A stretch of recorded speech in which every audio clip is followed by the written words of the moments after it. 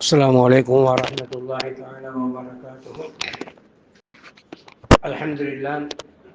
எல்லா புகழும் அல்லாஹ் ஒருவனுக்கே.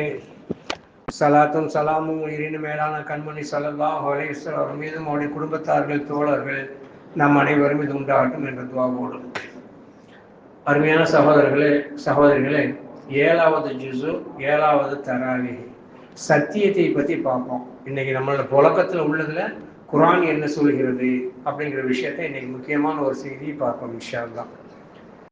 இதா சமீஉ என்று சொல்லப்படக்கூடிய 7வது ஜுஸுடைய ஆரம்பத்திலேயே அல்லாஹ் ஒரு செய்தியை பதிவு செய்கிறான். லா யுஆஹிதுகுமுல்லாஹு பில்லக்வி ஃபீ ஐமானிக்கும். உங்களுடைய சத்தியத்தில் உறுதி இல்லாமல் சாதாரணமாக நீங்கள் சொன்ன சத்தியத்தை கொண்டு அல்லாஹ் பிடிக்க மாட்டான். ஆனால் நீங்கள் உறுதியோடு சத்தியம்தான் செய்தீர்கள் என்று சொல்லி சத்தியம் செய்து அந்த சத்தியத்தை முறித்து விட்டீர்கள் என்று சொன்னால் இன்ன தண்டனை என்று அல்லாஹ் அந்த குர்ஆனிலே அந்த வசனத்திலே அல்லாஹ் பேசுகிறான். இது முக்கியமான செய்தி. இன்னைக்கு உம்ராவுக்கு போயிருப்பீங்க. சாதாரண அரபிகள்கிட்ட போயிட்டு இந்த பொருள் என்ன விலை, கம்ஹதா, இது என்ன விலைன்னு கேட்டா கூட வல்லாஹி சலாசிமியால், அல்லாஹ்வே சத்தியமே இது 300 ரியால் அப்படிமா. ஒரு சாதாரணமா சொல்றேன். சாப்பிட்டியா? வல்லாஹி அக்கல் சாப்பிட்டேன். அந்த வல்லாஹினா அல்லாஹ் மீது சத்தியமான்னு அர்த்தம். வல்லாஹினா அல்லாஹ் மீது சத்தியமான்னு அர்த்தம். எல்லா செயலை சொல்லும் பொழுதும் சத்தியம் போட்டு அவங்க சொல்லுவாங்க. சாதாரண பேசுறது நம்ம நாட்டில் அது இல்லை. தமிழ்நாட்டை பொறுத்தவரைக்கும் தமிழர்கள் மத்தியில் அது இல்லை. ஆனால் நம்மள சில விஷயங்கள் இருக்கு. என்ன விஷயம்? எங்க அம்மா மீது சத்தியமாக சொல்றாங்க சில பேர் தெரியாம, பெண்கள் சொல்றாங்க குறிப்பாக. நான் செய்யக்கூடிய தொழிலின் மீது சத்தியமாக, என் 2 பிள்ளைங்க மீது சத்தியமாக. இதெல்லாம் சாதாரண பெண்கள் பேசக்கூடிய ஒரு பேச்சு. இவைகள் எதுவுமே ஜாயிஸ் கிடையாது மார்க்கத்துல இதுகள் எதுவுமே ஜாயிஸ் கிடையாது. மார்க்கம் அனுமதிக்காது. ஏதாவது சொல்ல வேண்டும் என்று சொன்னால் அல்லாஹ் மீது மட்டும்தான் சத்தியம் செய்ய வேண்டும். ஏதாவது சொல்லணும்னா அல்லாஹ் மீது சத்தியமா, வல்லாஹிங்கிற வார்த்தையோ அல்லாஹ் மீது சத்தியமாங்கிற வார்த்தையை சொல்லலாம். சரி, ஒரு சந்தர்ப்பத்தில் அந்த சத்தியத்தை முறித்து விட்டால், சத்தியம் புரிஞ்சு போச்சு, இஸ்திஃபார் செஞ்சுட்டு நம்ம ஆடு போயிடுவோம், பாவமன்னிப்பு கேட்டு போயிடுவோம், அப்படிங்கிறது மார்க்கம் இல்லை. அப்ப என்ன செய்யணும் அப்படின்னு கேட்டா,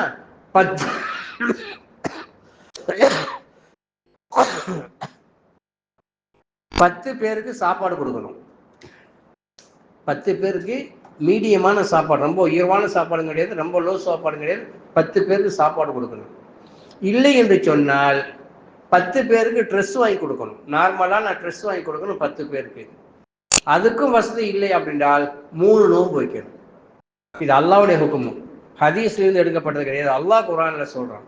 இதா சமீ அப்படியே ஓதிட்டு வாங்க, அந்த பக்கத்துடைய கடைசியிலே இருக்கும். அப்போ 10 பேருக்கு சாப்பாடு கொடுக்கணும். இல்லைண்டா ஏதாவது ஒண்ணு 10 பேருக்கு ரிஸ்க் கொடுக்கணும். அல்லது உரிமையிடணுங்கிறான். உரிமையிடுறது இப்ப இல்லை, அதனால தானே சொல்லலை. அடிமையை உரிமை விடுதல் இப்ப இல்லை, அடிமைகள் காலம் கிடையாது இப்போ. அதனால ஒண்ணு சாப்பாடு கொடுக்கணும், அல்லது ட்ரெஸ் கொடுக்கணும், அல்லது 3 நோன்பு வைக்கணும். இது சத்தியத்தை முறித்தால். சத்தியத்தில் முறிக்கிறதுனா எப்படி அப்படின்னு கேட்கிறான். உதாரணமா பொண்டாட்டி ஒன்று சொல்லுவான், நீங்க அந்த புள்ளிட்ட எனக்கு பேசுறது பிடிக்கல அப்படின்னு சொல்லுதுன்னு வைங்க. இது மாதிரி வீட்டுல நிறைய நடக்கிறது தானே. அல்லது ஆண்களையே சொல்லும், மனைவிமார்கள் சொல்லுவாங்க, அவர்கிட்ட எனக்கு பிடிக்கல, எல்லாமே சத்தியமா இதுமா அந்த புள்ள மேலேயே திரும்பி கூட பார்க்க மாட்டேன், அந்த பக்கமே போக மாட்டேன் அப்படின்னு சத்தியம் பண்ணிட்டாரு. சப்போஸ் அந்த புள்ளிட்ட பேசிட்டார் அப்படின்னு சொல்லி சொன்னால் இந்த ஹுக்மை நிறைவேற்றணும். ஆனா இது நிறைய குடும்பத்தில் நடந்துகிட்டு தான் இருக்குது. சத்தியத்தை முறித்தல் என்பது நிறைய குடும்பத்துல நடக்குது. ஆனால் அதற்கு அவர் பரிகாரம் செய்வது கிடையாது. எல்லாத்துக்கும் பரிகாரம் இருக்கு. இப்ப ரொம்ப வயசாளி நோன்பு வைக்கல, பரிகாரம் இருக்கா இல்லையா? இருக்கு. அது மாதிரி சத்தியத்தை முறித்து விட்டால் கண்டிப்பா இந்த பரிகாரத்தை செய்யணும். இது நமக்கு உங்களுக்கு மட்டும் கிடையாது, அல்லாஹ்வுடைய ரசூலுக்கே இருக்கு. ஆனா சப்ஜெக்ட் இல்லை. அது 26ஆம் ஜுஸ்ல வருது, சூரா தஹரீம்ல வருது. ஆனா சத்தியங்கிற பேச்சு வந்ததுன்னா நான் சொல்றேன். ஜைனப் ரலியல்லாஹு தஆலா அன்ஹா அவர்கள் வீட்டுக்கு ஸல்லல்லாஹு அலைஹி வஸல்லம் போவாங்க. ஏன்டா அந்த அம்மா வீட்டுக்கு அவங்க சொந்தக்காரங்கள்ட்ட இருந்து தேன் வரும். ஜைனப் ரலியல்லாஹு மனைவிதான். அவங்க வீட்டுக்கு தேன் வரும். தேன் வர சாப்பிட்றதுக்காக வேண்டி ரசூல் ஸல்லல்லாஹு அலைஹி வஸல்லம் போவாங்க. இந்த செய்தி அவருடைய மற்ற மனைவியரான ஆயிஷா சித்திகாவுக்கும் ஹப்சாவுக்கும் பிடிக்கல. இவங்க 2 பேர் யார் தெரியுங்கள? ஆயிஷா சித்திகா அபூபக்கருடைய மகள், ஹப்சா உமருடைய மகள். 2 பேருடைய அத்தாக்களும் நபிக்கு நெருக்கமானவங்க. அதனால அவங்களுக்கு ஒரு நம்ம 2 பேருடைய அத்தாக்களும் நபிக்கு நெருக்கமா இருக்காங்கன்னு ஒரு வகையான எண்ணம் இருந்திருக்கலாம். அதனால அவங்க 2 பேரும் எப்பவுமே கூட்டணி அமைச்சுக்கிடுவாங்க. அவங்க கூட்டணி அமைச்சாங்க. வீட்டுக்கு நபி வந்தாங்க, என்ன ஒரு மாதிரியான ஸ்மெல் வருது, கெட்ட வாடை வருது, எங்க போயிட்டு வந்தீங்கன்னு சொல்லி நீ சொல்லு. ஏன் வீட்டுக்கு வந்தா என்ன கெட்ட வாடை வருது, நபிக்கே என்ன கெட்ட வாடை வருது, எங்க போயிட்டு வந்தீங்க அப்படின்னு சொல்லி 2 பேரும் ஏகோபித்து அடிக்கடி சொல்ல ஆரம்பிச்சிட்டாங்க. சல்லல்லாஹு புரியாம இருக்கும். நபி ஸல்லல்லாஹு புரிஞ்சுட்டு இனிமேல் நான் அல்லாஹ் மீது சத்தியமா தேன் சாப்பிட மாட்டேன்னு சத்தியம் பண்ணிட்டாங்க. தேன் சாப்பிட மாட்டேன்னு சத்தியம் பண்ணிட்டாங்க. உடனே அல்லாஹ் ஆயத்தாங்க, யா அய்யுஹன் நபி, நபியே லிம துஹர்ரிமு, ஏன் ஹராமாக்குறீர்கள், இதபத்தி அஸ்வாஜிக்க, உங்களுடைய மனைவியுடைய பொருத்தத்திற்காக வேண்டி, மனைவிகளுக்கு நல்ல பிள்ளை எடுக்கணுங்கிறதுக்காக வேண்டி அல்லாஹ் ஹலாலாக்கிய ஒன்றை நீங்கள் ஹராமாக்கி கொள்வீர்களா, சத்தியம் செய்வீர்களா, சத்தியத்தை முறியுங்க அப்படின்ட்டான். எப்படி நபிக்கே பொண்டாட்டிகளுடைய திருப்திகளுக்காக வேண்டி, கல்யாணம் பண்ணுற மனைவிகளுக்காக வேண்டி நீங்க சத்தியம் பண்ணுவீங்களா, அதை அல்லாஹ் ஹலாலாக்கி இருக்கிறான், அதனால நீங்க சத்தியத்தை முறியுங்கன்னு அல்லாஹ் சொன்னான். ஸல்லல்லாஹு அலைஹி வஸல்லம் முறிச்சுட்டு இந்த மாதிரி ஃபித்யா கொடுத்தாங்க. ஸல்லல்லாஹு அலைஹி வஸல்லம் கொடுத்தாங்க, 10 பேர் சாப்பாடு கொடுத்தாங்க. அதனால நமக்கு இந்த சட்டம் குர்ஆனுடைய சட்டம் என்பதை நம் வீடுகளில் உள்ள குறிப்பா பெண்கள் தெளிவாக புரிந்து வைத்துக் கொள்ளுங்கள். கண்டதுக்கு சத்தியம் பண்ணாதீங்க. சத்தியத்தை நம்மளால் ஃபாலோ பண்ண முடியும் அப்படின்னு இருந்தால் மட்டும்தான் சத்தியம் பண்ணணும் அப்படிங்கிறத நீங்கள் மனசில் வச்சுக்கிடுங்க. அதே அந்த சத்தியத்தை முறிச்சா இப்படி செய்யணும் அப்படிங்கிற விஷயத்தில் குர்ஆனில் சொல்லப்பட்டு உள்ளது அப்படிங்கிறதை உங்க மைண்ட்ல ஏத்திக்கிடுங்க. ஒன்றாச்சா 3 வகையான தண்டனை சொல்லியிருக்கேன். அடிமை உரிமைன்னு நல்லா சொல்றேன். இல்ல 3 நோன்பு வைக்கணும், அல்லது 10 பேருக்கு சாப்பாடு கொடுக்கணும், அல்லது 10 பேருக்கு ட்ரெஸ் கொடுக்கணும். சத்தியத்தை முறிச்சால் மேக்சிமம் சத்தியம் பண்ணாதீங்க. சத்தியம்ங்கிறது சரியான ஒரு தருத்தினியமான ஒரு செயல். மேக்சிமம் சத்தியம் பண்ணக்கூடாது. அப்படி பண்ணினா இப்படி பண்ணணும். சரி, இதோட சேர்த்து இன்னொரு சப்ஜெக்டையும் பேசிக்குவோம். ஜோசியம் பார்க்குதல். ஜோசியம் பார்க்குது அப்படிங்கிறது சர்வ சாதாரண பெண்கள் ஜோசியம் பார்க்குறாங்க. இன்னொரு செய்தி என்ன தெரியுமா, இந்த வயசானவங்க என்ன செய்வாங்க, டீக்கர்ல போய் உட்கார்ந்து தினத்தந்தி எடுத்த உடனே அவங்க கண் எங்க தெரியுமா ஃபர்ஸ்ட் போகும், மேசம், ரிஷப்பம், அப்படி அந்த 12 ராசியை தான் பார்ப்பான். அவனுடைய ராசி என்னன்னு தெரிஞ்சு வச்சுக்கிட்டு அதை படிச்சு இன்னைக்கு உனக்கு காசு வரும், நீ நினைச்சதெல்லாம் நடக்குன்னு போட்டா முகம் அப்படியே மலர்ந்து போயிடும். இன்னைக்கு எதுவுமே அந்த ராசியை பத்தி கெட்டது எழுதியிருந்தாங்கன்னா முகம் வாடி போயிடும். நம்பாம எப்படி ஃபேஸ்ல அந்த எஃபெக்ட் ஏற்படுது? ஜாயிஸ் கிடையாது, முழுக்க முழுக்க ஹராம். ஞாபகத்துல வச்சுக்கிறது. ஃபியூச்சரை அறிந்து கொள்வதற்கு ஜோசியம் பார்க்கறதும் ஜாயிஸ் இல்லை. அந்த காலத்துல பால் கித்தாப்னு பார்ப்பாங்க, இப்பதான் விட்டுட்டாங்க. பொண்ணுக்கு மாப்பிள்ளை பார்க்க ஆரம்பிச்ச உடனே ஃபர்ஸ்ட் எங்க போவாங்க தெரியுமா, அந்த பேரை அம்மா பேரை எடுத்து பால் கித்தாப் பார்க்கறவங்கள்ட்ட தான் போவாங்க. அது ஒரு கணக்கு இருக்கு இஸ்லாத்துல, அப்ஜத் கணக்குன்னு பாருங்க.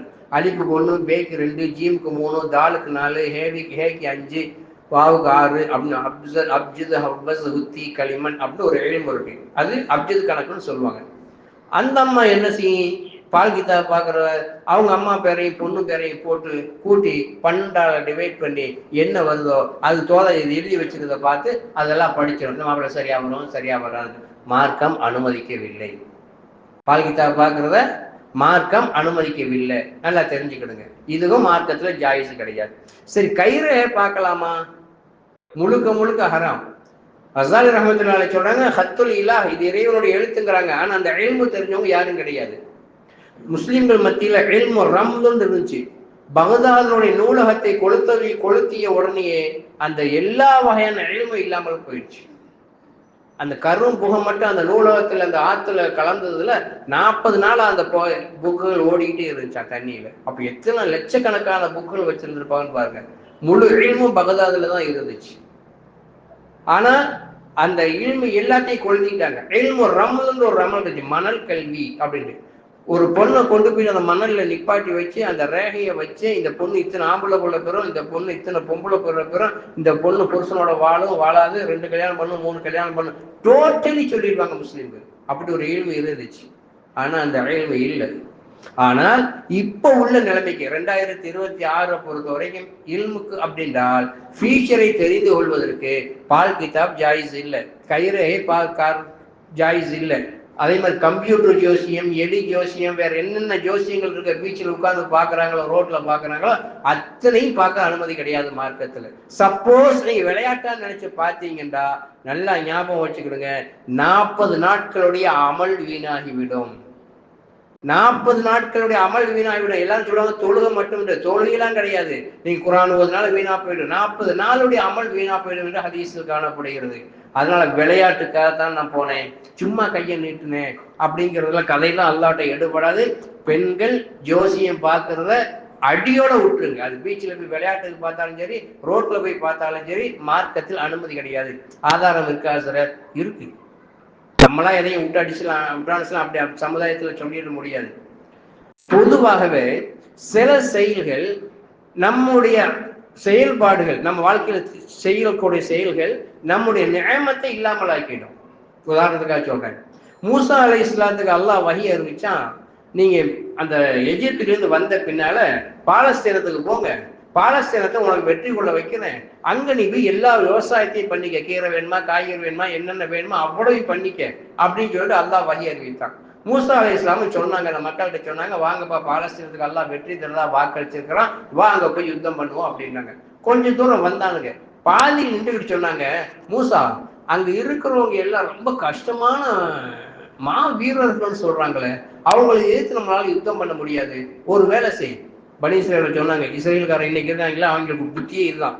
அவங்க சொன்னாங்க, நீனும் அல்லாஹ் போய் யுத்தம் பண்ணும், நீனும் அல்லாஹ் போய் யுத்தம் பண்ணும், நான் இங்க உட்கார்ந்துக்கிறோம், யுத்தம் பண்ணி அந்த நாடை பிடிச்ச பின்னால எங்களுக்கு சொல்லி அனுப்பு, நாங்க பாலஸ்தீனத்துக்குள்ள வந்துடுறோம் அப்படின்னு சொல்லி சொன்னாங்க. மூசா அலைஹிஸ்ஸலாம் அப்பவே துவா செஞ்சாங்க, ரப்பா, எங்கள் ரப்பே, எனக்கும் என்னுடைய சகோதரனுக்கும் தேவை, எனக்கு மற்ற பேர்ல கட்டுப்படுத்தக்கூடிய சக்தி எனக்கு இல்லை, என்னுடைய கூட்டத்தை விட்டு என்னை பிரித்து விடு. துவா கேட்டுதான் வாங்கினாங்க. அப்ப அல்லாஹ் ஆயத்தை இறக்கி வச்சான், மூசா உங்க துவா ஏற்றுக்கொள்ளப்படுது, ஆனால் 40 ஆண்டுகளுக்கு அது அவர்களுக்கு ஹராம். 40 ஆண்டுகளுக்கு பாலஸ்தீனம் பக்கமே அவங்க போக முடியாது, இப்படியே சுத்திட்டே தீங்கிற மைதானத்தில் அலைய வேண்டியதுதான் அப்படின்னு அல்லாஹ் சொன்னா. 40 ஆண்டுகள் அந்த சொல்லின் காரணமாக, அந்த பனி இஸ்ரவேலுடைய அமலின் செயலின் காரணமாக அல்லாஹ் டோட்டலி ஹராம் ஆக்கிட்டான். அல்லாஹ் டோட்டலி ஹராம் ஆக்கிட்டான். 40 வருஷம் கழிச்சு தான் நபீனா யூசுப் அலைஹிஸ்ஸலாத்து வஸ்ஸலாம் அவர்களை அனுப்பி அந்த பாலஸ்தீனத்தை அந்த மக்களுக்கு அல்லாஹ் கொடுத்தான். இது குர்ஆன்ல கதை சொல்ல வேண்டிய அவசியம் கிடையாது. இது மாதிரி நம்முடைய செயல்பாடுகள், நம்ம வீட்டில் இருந்து எழும்பக்கூடிய அமல்கள், செயல்கள் நல்லதாக இருந்தால் ரஹமத்தை விரைவாக கொண்டு வரும், கெட்டதாக இருந்தால் ரஹமத்து தள்ளி போயிடும். அல்லாஹ்வுடைய நியமத்து இருக்கத்தான் செய்யும், ஆனா என்ன, இந்த வருஷம் கிடைக்கிறது அடுத்த வருஷம் போயிடும், அதுக்கு அடுத்த வருஷம் போயிடும், மௌத்துக்குள்ள கிடைக்கும், ஆனா நியமத்துகள் தள்ளி போய்விடும். இதையும் சகோதரிகள் ஞாபகத்தில் வைத்துக் கொள்ளுங்கள். ஜோசியம் பார்த்தால் அமல்கள் வீணாகிவிடும் என்பதற்கும், வீணான பேச்சுக்கள், தேவையில்லாத பேச்சுக்கள் பேசினாலும் வீணாகிவிடும் என்பதை புரிந்து கொள்ளுங்கள். அல்லாஹ் ஜல்ல சுப்ஹானஹு வ தஆலா இந்த மஜ்லிஸில் ஒன்று சேர்ப்பதை போன்று நம் அனைவரையும் ஜன்னத்துல் ஃபிர்தௌஸில் ஒன்று சேர்ப்பானாக.